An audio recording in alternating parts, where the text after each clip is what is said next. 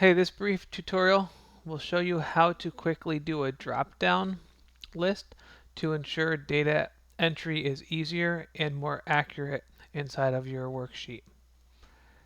So first of all, you're going to want to highlight the area where you would like your drop-down lists to be.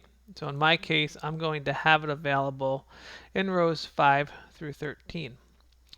Then you're going to go over to the Data tab up on your ribbon bar, and you're going to choose Data Validation. In Data Validation, you're going to pick List, and then you're going to click on Source, and you're going to choose the data you want to be available in the drop-down list. I'm going to highlight my job titles in this case, which happens to be in column F starting on row 5, and I'm going to hit OK.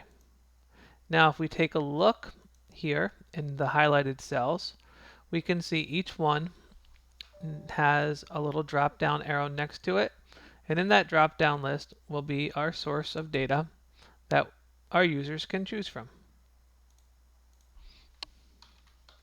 Should they try to type a value outside of your list, they will get an error message indicating that the value doesn't match the data validation restrictions and asking them to either cancel or retry. You cancel, and then you choose an appropriate value. I hope you found this tutorial helpful. If you do, please subscribe to my YouTube channel. If you have questions, please post them in the comments below. If you have any requests on tutorial videos, be more than happy to try to fulfill those. And you can also check out my website, professorwolfe.com, and reach out to me directly and find my contact information there. Thank you. I hope you enjoyed.